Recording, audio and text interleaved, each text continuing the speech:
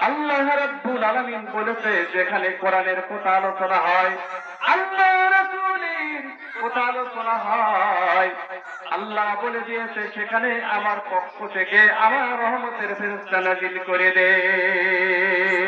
আমরা সকলেই বলি মারহাবা, আরো জোরে জোরে বলি মারহাবা।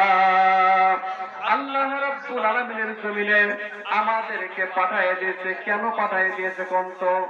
আমি বলেছি আল্লাহ ওয়ালিউল্লাযিনা আমানু ইয়াখরিজুহুম মিনাজ যুলুমাতি ইলান নূর। এমন একটা সময় ছিল, এমন একটা দিন ছিল, এমন একটা মাস ছিল আল্লাহর জমিনে, এই কোরআন কি আল্লাহর জমিন থেকে ফুৎকার দিয়ে নিভিয়ে দিবার জন্য আল্লাহর কতগুলো নাস্তিক বান্দারা কিন্তু তারা ওঠ পেতে বসে থাকত। আল্লাহ বলে আমার কোরআনকে যারা ফুৎকার দিয়ে নিভিয়ে দিতে চায়, আল্লাহর কোরআন প্রমাণ করতেছে লিউতিউ নূরাল্লাহি বিআফওয়াহিহিম আল্লাহু মুতিম্মু নূরিহি ওয়ালাউ কারিহাল কাফিরুন। আল্লাহ বলেছেন আমার কোরআনকে যারা ফুৎকার দিয়ে যারা নিভিয়ে দিতে চায়, আমি রব্বুল আলামিন ঘোষণা করলাম ওয়ালাউ কারিহাল কাফিরুন, তারাই হয়ে যাবে কাফেরদের মধ্যগণ্য। আসলে আমার বাচ্চারা এই কোরআন কি আল্লাহ রব্বুল আলামিন এই কোরআনকে আল্লাহর প্রিয় দোস্ত আমাদের শ্রেষ্ঠ বীর কাছে এমন ভাবে নাযিল করে দিয়েছে, এই কোরআনটা কিয়ামত পর্যন্ত আল্লাহর জমিনে টিকে থাকবে। আল্লাহর জমিন থেকে কেউ উৎখাত করতে পারবে না। পারবে কি? কখনো কারো পারবে না। আল্লাহ কোরআনে বলেছে লিউতিউ নূরাল্লাহি বিআফওয়াহিহিম ওয়াল্লাহু মুতিম্মু নূরিহি ওয়ালাউ কারিহাল কাফিরুন। তারা কোরআনকে ফুৎকার দিয়ে নিভিয়ে দিতে চায়, তারাই হবে কাফিরদের মধ্যগণ্য। আসুন আমার বাপ-দাদারা, আজ পূর্বে যারা ছিল, আমাদের পূর্বে যারা শিল্পপতি যারা ছিল, আল্লাহর জমিন থেকে বিদায় নিয়ে তারা কবরের বাসিন্দা হয়ে গিয়েছে। আমরা প্রাণ করে করব আজ যুগে যুগে আল্লাহর পক্ষ থেকে নবী এবং রাসূলদেরকে পাঠায় দিয়েছিল শুধু আল্লাহর জমিনে মানুষের মাঝে কালেমার দাওয়াত দেবার জন্য। কিসের দাওয়াত? কালেমার দাওয়াত দেবার জন্য। যখন তায়েফের ময়দানে আল্লাহ রাসূল যখন কালেমার দাওয়াত দিতে যখন চলে গেল, তায়েফের ময়দানে আল্লাহর জমিনে আল্লাহ রাসূল যতদিন পর্যন্ত বেঁচে রয়েছে, তায়েফের ময়দান ছাড়া ওখানে বেশি বেশি আল্লাহ রাসূল কষ্ট পেয়েছে। তায়েফের ময়দান ছাড়া আল্লাহর জমিনে অত বড় কষ্ট আল্লাহ রাসূল কোনোদিন পায় নাই। তায়েফের ময়দানে আল্লাহ রাসূল বেশি কষ্ট সহ্য করেছে। আল্লাহ রাসূলের গা থেকে রক্ত বিসর্জন দিয়েছে আল্লাহর জমিনে শুধু কিসের জন্য? কালেমাকে টিকে রাখার জন্য। শুধু কিসের জন্য? কালেমাকে টিকে রাখার জন্য। আসলে আমার বাপ দাদারা এই কালেমা টিকে রেখেছিল যারা, এই পৃথিবীতে তারাই শান্তি অনুভব করেছিল। আল্লাহ রাব্বুল আলামিন বলেন আল্লাহু ওয়ালিউল্লাযিনা আমানু ইয়াখরিজুহুম মিনাল যুলুমাতি ইলান নূর। আল্লাহ বলেন আমার কোরআনকে যারা ফুৎকার দিয়ে যারা নিভিয়ে দিতে চায়, আমি রব্বুল আলামিন লিউতিউ নূরাল্লাহি বিআফওয়াহিহিম আল্লাহু মুতিম্মু নূরিহি ওয়ালাউ কারিহাল কাফিরুন। আমি রব্বুল আলামিন আল্লাহু মুতিম্মু নূরিহি আমার কোরআনকে প্রজ্বলিত করার জন্য আমার জমিনে আমি রব্বুল আলামিন সর্বশক্তি দিয়ে আমার কোরআনকে বাঁধায় দিয়েছি। আমরা সকলেই বলি মারহাবা, আরো জোরে জোরে বলি মারহাবা। আসলে আমার বাপ-দাদারা এমন একটা সময় ছিল, বর্বরতার সময়, জালিয়াতির সময়, সেই সময় আমাদের মা জাতির গর্ভে থেকে যদি কন্যা সন্তান যদি জন্ম নিত, সঙ্গে সঙ্গে আল্লাহর জমিনে জীবন্ত কবর দেওয়া হইত। বর্বরতার সময়, জালিয়াতির সময়। আসলে আমার মায়ের, আমি মাদের সম্পর্কে কিছু আলোচনা করব। মায়ের এমন একটা সময় ছিল, মায়ের আল্লাহর জমিনে মানুষের কাছে এমন ভাবে লাঞ্ছিত হইতো, মাটির গর্ভে থেকে যদি সন্তান জন্ম নিত, ওই সন্তানটা জন্ম নেবার পর মা জাতিকে ঘরের বাইরে 40 দিন অবস্থায় রেখে দেওয়া হতো। মায়েরা অবহেলিত, বাড়ির মধ্যে রাখতো না, বাড়ির পাশে একটা ভিন্ন একটা ঘর করিয়া মাদের গর্ভ থেকে যখন সন্তান ভূমিষ্ঠ হতো বাইর ঘরে তাদেরকে রাখিয়ে দেওয়া হতো। তাদের সাথে কোনো প্রকার মানুষের লেনদেন চলতো না এই পরবর্তী সময়। আসুন আমার মায়েরা, আল্লাহ রাব্বুল আলামিন এই বর্বরতা সহ্য করতে পারলো না, এই বর্বরতা আল্লাহ সহ্য করতে না পারিয়া আল্লাহ রাব্বুল আলামিন ওনার প্রিয়াকে বাঁচাইয়া দেয়। আমরা সকলেই বলি মারহাবা, আরো জোরে জোরে বলি মারহাবা। আসলে আমার বাপদাদারা তখন মা জাতির গর্ভে থেকে যখন কন্যা সন্তান যখন ভূমিষ্ঠ হইত তখন সঙ্গে সঙ্গে জীবন্ত কবর দেওয়া হইত। আমি একজন ব্যক্তির কথা আমি আপনাদের মাঝে উপস্থাপন করব, আল্লাহ যদি আমাকে তৌফিক এনায়েত করে দেয়। সেই সময়ের কথা, পরবর্তী সময়ের কথা আমি আপনাদের কাছে বলছি। আসলে আমার বাপদাদারা আজ মার গর্ভে থেকে আল্লাহ বলেছে মায়ের গর্ভে যখন সন্তান যখন জন্ম নেয়, জন্ম নেবার পর মায়ের পেটের ভিতরে সন্তান ধারণ করার মতো একটা কি হয়েছে, ধারণ করার মতো আল্লাহ একটি সুন্দর একটি অঙ্গ দিয়েছে। অঙ্গ দেয় না, ছোট্ট বাচ্চা হয়। আল্লাহ বলেন ওই ছোট বাচ্চা মায়ের গর্ভে 1 নয় 2 নয় 3 মাস যখন চলে যায়, 4 মাস যখন চলে যায়, পর্যায় করবে সন্তান যখন পেটের মধ্যে যখন বড় হওয়া শুরু করে দেয়, আল্লাহ রাব্বুল আলামিন করে একটি সন্তান মায়ের পেটের মধ্যে যখন লাথি মারে তখন মা কিন্তু আঘাত সহ্য করতে পারে না। পর্যায় ক্রমে মা সন্তান ধারণ ক্ষমতা 5 ইঞ্চি 9 ইঞ্চি, মায়ের সন্তান ধারণ ক্ষমতার 6 ইঞ্চি 9 ইঞ্চি। দেখা যায় সন্তান যখন পেটের মধ্যে বড় হওয়া শুরু করে দেয়, 1 নয় 2 নয়, ওই সন্তানটা পর্যায় করবে আল্লাহ জমিনে মায়ের পেটের মধ্যে 13 থেকে 14 ইঞ্চি তখন বড় হয়ে যায়। আমরা সকলেই বলি মারহাবা, আরো জোরে জোরে বলি মারহাবা। যেদিন সন্তান মায়ের পেটের মধ্য থেকে দুনিয়াতে আসবে, শেষ লাথি মারে মায়ের বুকের মধ্যে, শেষ লাথি মারে মায়ের বুকের মধ্যে। মায়ের বুকে যখন শেষ লাথি মারে তখন মায়ের পেট থেকে যখন আল্লাহর জমিনে যখন সন্তানটা চলে আসে তখন আমার দুটিরই মায়েরা তখন অজ্ঞান হয়ে যায়। আসুন আমার বাচ্চারা, আসুন আমার মা যখন অজ্ঞান হয়ে যায়, অজ্ঞান হইবার পর আল্লাহ রাব্বুল আলামিন করে ওই মায়ের তখন সে আল্লাহ দিয়ে দেয়, যখন দিয়ে দেয় মা তখন সে যখন জ্ঞান হারায়, মা তখন জ্ঞান যখন পেয়ে যায়, যখন এই সন্তানের মুখের দিকে যখন তাকায় ওই দুটির মা পরিবারে যত ব্যথা ছিল আমার দুটির মা তখন ভুলিয়ে যায়। আমরা সকলেই বলি মারহাবা, আরো জোরে জোরে বলি মারহাবা। ওই মা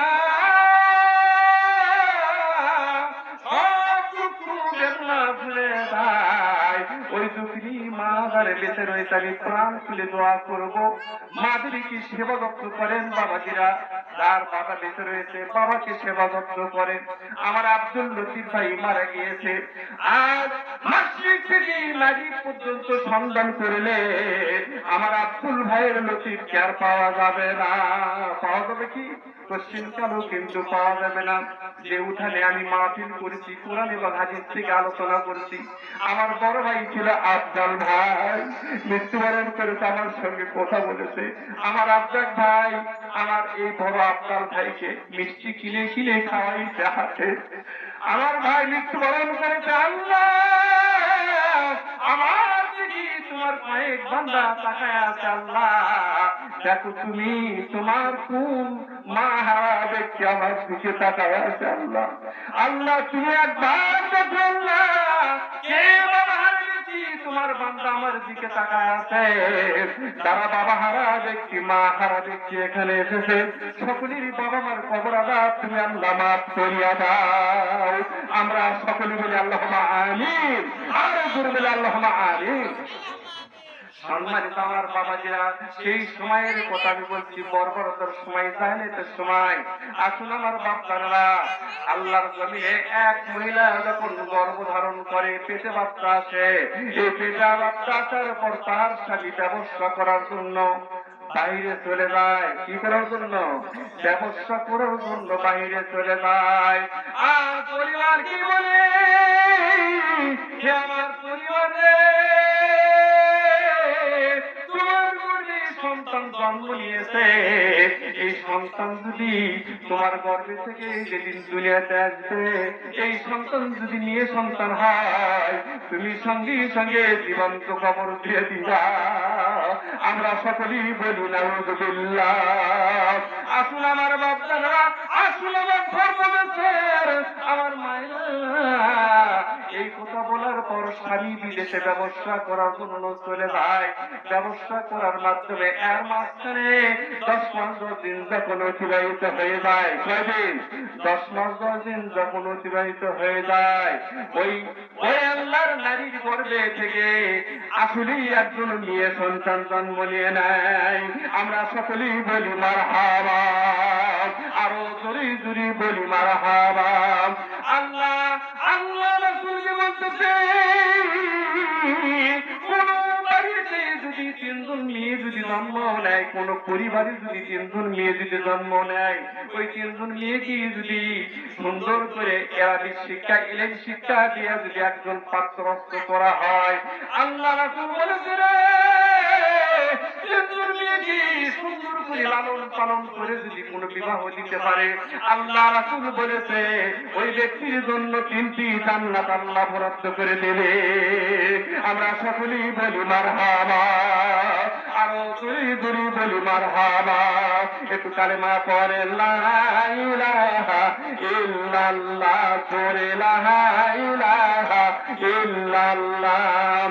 বহু দূরে মদিনা, কেমনে যাব জানি না, ওরে দয়া করো দয়া আল্লাহ, দয়া করো দয়া আল্লাহ, পুরো মনের বাসনা লা ইলাহা ইল্লাল্লাহু বলরে আমার মন, সুবহানাল্লাহ আলহামদুলিল্লাহ লা ইলাহা ইল্লাল্লাহ।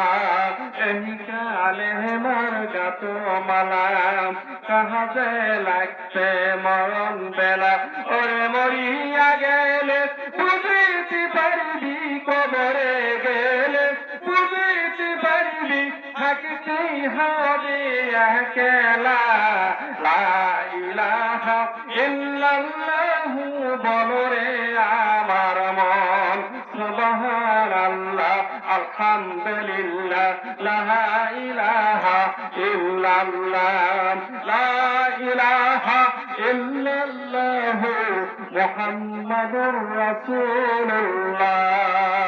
আমরা সকলেই বলি সাল্লাল্লাহু আলাইহি ওয়াসাল্লাম। সম্মানিত আমার বাবাজিরা, এখানে আমরা এশার নামাজ কায়েম করে যারা বসেছি, আমি আল্লাহ রাসূলের হাদিস থেকে জানতে পারলাম, আল্লাহ বলেছে শোনার জন্য যারা সুন্দর করে মা হাঁটু গিরে দিয়ে বসে পড়ে, তারা হাঁটু গেড়ে দিয়ে যারা বসে পড়ে, হাঁটু গেড়ে দিয়ে যারা বসে পড়ে, আল্লাহ রব্বুল আলামিন বলেছে ওখানে যদি আল্লাহর কোন বান্দা, আল্লাহর কোন বান্দি যদি মৃত্যুবরণ করে, আল্লাহ বলে দিয়েছে আমার ওই বান্দা বান্দিরা হচ্ছে জান্নাতি। আমরা সকলেই বলি মারহাবা, আরো জোরে জোরে বলি মারহাবা। এই জন্য আল্লাহ জমিনে আমার ওই মায়ের গর্ভে থেকে যখন কন্যা সন্তান যখন ভূমিষ্ঠ হয়েছে, আকার ব্যথা নিয়ে মার গর্ভে থেকে যখন সন্তানটা যখন দুনিয়াতে এসেছে, আসার পর একটি চিৎকার দিয়ে কান্না দিয়েছে। আল্লাহ মায়ের কান্না দিবার পর আমার মা আমার মুখের দিকে যখন তাকাইছে, পূর্বে যত ব্যথা ছিল আমার দুপিনি মা তখন সব ব্যথা ভুলিয়ে গিয়েছে। তাইনি বাবাজিরা, মায়ের কত কষ্ট একজন সন্তান জন্ম দিতে গিয়ে, সেই মাকে আমরা ভাত দেই না বাবাজিরা। আমি পড়ায় জায়গাতে বলে থাকি, সিএনজির পেছনে লেখা রয়েছে বাবা মার দোয়া, যে বলে কোনদিন বাবা মাকে ভাত দেয় না। সিএনজির পেছনে লেখা রয়েছে নামাজ দিতে চাবি, কিন্তু যে বলে কোনদিন নামাজ কায়েম করে না। লেখা দিয়ে কাজ হবে না বাবাজিরা, লেখা দিয়ে কাজ হবে না, বাস্তবে রূপান্তরিত করতে হবে। ওই মায়ের গর্ভে থেকে যখন কন্যা সন্তান যখন মনিত হয়েছে, যখন কন্যা সন্তান যখন কান্না দিয়েছে, মা যখন ওই কন্যা সন্তানের দিকে তাকাইছে, তাকানোর পর দেখতে পাচ্ছে ওই সন্তানের চেহারাটা হুবহু বাপের চেহারার মতো। আমরা সকলেই বলি মারহাবা। আসুন আমার বাবাজিরা, যখন সন্তান যখন জন্ম নেয়, সন্তানের চেহারা বাবার মতো দেখা যায়, দাদার মতো দেখা যায়, দাদির মতো দেখা যায়, চাচার মতো দেখা যায়, আত্মীয় স্বজনের মতো দেখা যায়। দেখা যায় না বাবাজিরা? দেখা যায়। যখন মা সন্তানের মুখের দিকে তাকাইছে, দেখতে পাচ্ছে ওই সন্তানের চেহারা বাবার চেহারার সাথে একটু মিল রয়েছে। আসুন আমার বাচ্চারা, ওই সন্তানের মুখের দিকে যখন তাকাইছে, স্বামীর চেহারা যখন ঘেসে এসেছে, তখন আর ওই মেয়েটা ওই সন্তানকেই জীবন্ত কবর দেয় নাই। আইরে কঠিন অবস্থা বাবাজিরা। পর্যায় ক্রমে ধীরে ধীরে যখন সন্তানটা যখন মেয়ে সন্তানটা যখন বড় হয়ে গিয়েছে, বড় হয় না, ধীরে ধীরে বড় হয়েছে, মায়ের পেটে যতদিন পর্যন্ত ছিল এতদিন পর্যন্ত কোনো বাড়তি খাদ্য দেওয়া লাগে না। বাড়তি খাদ্যকে দেওয়া লাগে, মা খায় অতি, কিন্তু সন্তানের খাওয়া হয়ে যায়, যায় না বাবাজিরা? মাকে যদি ভালো ভালো খাওয়ানো হয়, তখন আমরা মনে করি সন্তানের ব্রেন শক্তি ভালো হইবে। হাইরে মাকে আমরা খাওয়াই, ওই সন্তান বড় হয়ে কিন্তু বাবা মাকে চেনে না। আসুন আমার ধর্ম যেতনের আমার বাবাজিরা, আমার সন্তানের মুখের দিকে তাকানোর পর দেখতে পাচ্ছে স্বামীর চেহারার দিকে তাকানো একটু একটু করে হুবহু মিল হয়ে গিয়েছে। যখন মিল হয়ে গিয়েছে আর ওই সন্তানকে জীবন্ত কবর দেয় নাই, হঠাৎ করে সন্তানটা যখন পর্যায় করে বড় হয়ে গিয়েছে, সন্তান যখন ডাক দেয় বাবা, আবুলের বাবা তখন কুলি নিয়ে তখন দুই গালেই তখন চুমা দিয়ে দেয়, তাই না বাবা? দুই গালে তখন চুমা দিয়ে দেয়। বাবা ডাক দেখেছে, সন্তান যখন নানা হয়ে ডাক দেয়, তখন আদরের সন্তানকে দুই গালে চুমা দেয়, দাদাই হয়ে ডাক দেয়, নানা হয়ে ডাক দেয়। ওই সন্তানের গালে আমরা সুন্দর করে চুমা দিয়ে দেই। সন্তানটা যখন পর্যায় করবে, যখন বড় হয়ে যায়, বড় হয়ে যাওয়ার পর যখন ওই যে যাইয়া কালজি যখন বিরাজ থেকে যখন বাড়িতে ফিরে আসে, এর নাম কি কন্ত বাবাজিরা? যাইয়া কালজি, যে জীবন্ত অবস্থায় আল্লাহ জমিনে জীবন্ত অবস্থায় ৭০ জন সন্তানকে জীবন্ত অবস্থায় কবর দিয়েছিল। আমরা সকলেই বলি নাউযুবিল্লাহ, আর বলি নাউযুবিল্লাহ। কয়জন মানুষকে? ৭০ জন জীবন্ত মানুষকে কবর দিয়েছিল।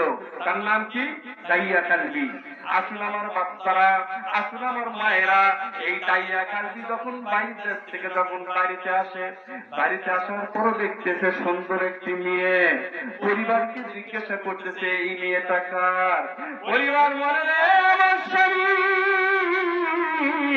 তুমি আমাকে নিষেধ করে গিয়েছিলে, তোমার গর্ভে থেকে সন্তান যদি মেয়ে সন্তান হয়, তুমি সঙ্গে সঙ্গে জীবন্ত কবর দিয়ে দিবা। ও স্বামী গো, যখন তোমার মেয়ে যখন আমার গর্ভে থেকে যখন অনিষ্ট হয়ে যায়, আমি আমার সন্তানের মুখের দিকে যখন তাকাইলাম, দেখতে পারলাম তোমার চেহারার মতো একটু চেহারা ভেসে উঠেছে। ও আমার স্বামী গো, সেই জন্য আমি তোমার সন্তানকে আমি জীবন্ত কবর দেই নাই। করুন করুণ দৃশ্য বাবাজিরা। আর যদি কোনো মানুষের যদি কান্না না আসে, এই ঘটনাটা শোনার পরে কিন্তু কান্না এসে যাবে। হাইরে সন্তানের মুখের দিকে তাকাইলে আমাদের এই জীবনের সব কষ্টগুলো ভুলিয়ে যায়। সন্তানকে আজ লালন পালন করার জন্য বগুড়াতে সকালবেলা ঠান্ডার মধ্যে সাইকেল বয়ে বয়ে সন্তানকে বড় করার জন্য আমরা যাই না বাবাজিরা। যারা ব্যবসা করে ঠান্ডার সময় জিনিস ক্রয় করার জন্য, ঠান্ডার সময় তখন বয়ে বয়ে তখন সন্তানকে লালন পালন করার জন্য বাবা চলে যায়, মা চলে যায়। আমি দেখতে পারলাম ভাতটাতে কাজ করে রাতের বেলায়, আর ঠান্ডা পানির মধ্যে মাটির মধ্যে তারা মাটি খুঁজে ইটগুলো বানায় দেয়। আল্লাহ বলে, হে আমার সন্তান, হে আমার ছেলেরা, তোমরা জানে না তো তোমার বাবা ভাতটাতে কাজ করেছে ঠান্ডার মধ্যে, আজ মাটি কি করেছে, পাটি মিশ্রণ করে ইটা বানাইয়া তোমার জন্য টাকা নিয়ে এসে তোমাকে আজ বাজার থেকে সওদা কিনে নিয়েছে, তোমার কাজে চুবা দিয়েছে। আসুন আমার বাচ্চারা, আজ যখন বাড়িতে বলে আমার পরিবার এই মেয়েটাকে, তখন দাইয়া কালজির পরিবার বলতেছে, ও স্বামী গো, এই মেয়েটা কিন্তু তোমার। স্বামী বলতেছে, তুমি কেন একে কবর দাও নাই, তুমি কেন একে মেরে ফেলে দাও নাই? পরিবার বলতেছে, স্বামী গো, আমি এই কারণেই মারি নাই, আমার সন্তান যখন আমার গর্ভে থেকে যখন দুনিয়াতে আসে, আর আমি সঙ্গে সঙ্গে সন্তানের মুখের দিকে যখন তাকাইছি, ও আমার স্বামী গো, সন্তানের চেহারাটা স্বামী তোমার চেহারার মতো আমি দেখতে পেরেছি, এই জন্য আমি সন্তানকে জীবন্ত কবর দেই নাই। আসলে আমার বাবাজিরা, স্বামীর কাছে যখন এই কথা বলেছে, স্বামী তখন কয়েকদিন পর সন্তানকে পরিবারকে বলেছে, পরিবার তুমি ওই সন্তানকে সুন্দর করে গোসল করে দাও, সুন্দর করে তুমি আজ তেল মালিশ করে দাও, আপনার শুরু আমি ওই সন্তানকে নিয়ে এক জায়গায় কিন্তু বেড়াতে যাইব।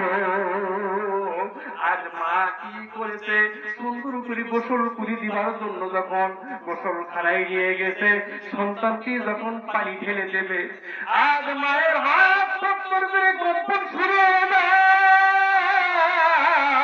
মা মনে মনে কয়, আল্লাহ, আমি বহুদিন থেকে আমার সন্তানকে গোসল করাইছি, এমন অবস্থাই তো আমার কোনোদিন হয় নাই। আল্লাহ, আজকে কেন আমার এমন অবস্থা হচ্ছে? আর বাহির দেশে যদি আমার মেয়ে থাকে, আমার ছেলে থাকে, আমার ছেলে যদি অসুস্থ হয়ে যায়, আমার মেয়ে যদি অসুস্থ হয়ে যায়, টেলিফোন লাগবে না, আজ মোবাইল লাগবে না, একমাত্র খবর টেলিফোন মোবাইল ছাড়া কে জানে? একমাত্র মায়ের কাছে কিন্তু খবর এসে যায়। আমরা সকলেই বলি মারহাবা, আরো দূরে দূরে বলি মারহাবা। মায়ের কাছে মানুষের খবর দেওয়া লাগবে না। সন্তান যখন বিপদে পড়বে, মা এমনি কিন্তু এমনি এমনি করে টের পায়ে যাইবে। আর দাইয়া কাজের পরিবার মেয়েকে গোসল করে আর মনে মনে মনে করে, এমন অবস্থায় তো আমার কোনদিন হয় নাই, আজকে সন্তানকে গোসল করাইতেছি, আমার গা যেন থরথর করে কম্পন শুরু হয়ে গেছে, এমন তো কোনদিন হয় নাই, আজকে কেন আমার হচ্ছে? এরকম ভাবে মায়ের মনের মতো বারবার থাকতে লাগে, বারবার আঘাত লাগে। দাইয়া গান্ধীর পরিবার সন্তানকে গোসল করাইয়া দিয়া যখন তেল মাখায়া দেয়, তারপর হাতটা থরথর করে কম্পন শুরু করে দেয়।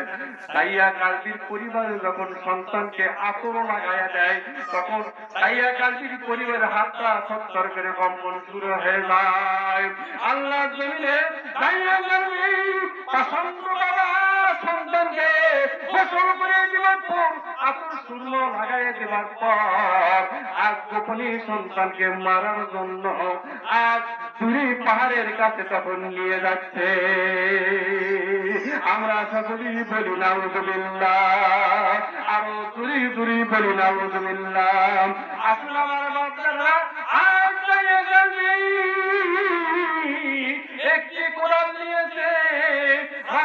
ভিতর যখন গিয়েছে, তার ওই সন্তানটা বলে, বাবা আপনি কোথায় যাইতেছেন? এদিকে তো কোনো তো মানুষের বসতি নাই, কোনো জীব জানোয়ার নাই, এই মরুভূমি এলাকায় তুমি কোথায় যাইতেছ? বাবা সন্তানকে যখন কথা বলে, আমি কিন্তু পূর্বে বলেছি, সন্তানের মুখের কথা যখন ফোটে, আমাকে যখন ডাকে, বাবা আমার অন্তরটা ভরে দেয়, মাকে যখন ডাকে, মা আমার অন্তরটা তখন ভরে যায়। ওই সন্তানকে নিয়ে যখন আজ দূর পাহাড়ের কাছে যখন যাইতেছে, পাহাড়ের কাছে যে যাইয়া কালবি ওই ঘাট থেকে কোদাল নিয়ে তখন আল্লাহর জমিনটা কুয়ার মতো তখন গর্ত করা শুরু করে দিয়েছে। আসুন আমার বাচ্চারা, আসুন আমার মা, যাইয়া কালবি খনন করে, মাটি খনন করে যখন কোদাল দিয়ে, তখন মানুষের গাটা তখন ঘেমে ঘেমে যায়, তাই না বাবাজিরা? ঘেমে যায়। আর যখন দাইয়া কালবির যখন ওই কোদাল দিয়ে মাটি খনন করার সময় যখন গা যখন ঘামিয়ে গিয়েছে, ও দাইয়া কালবির সন্তান তখন কি করেছে? গা থেকে কাপড় নিয়ে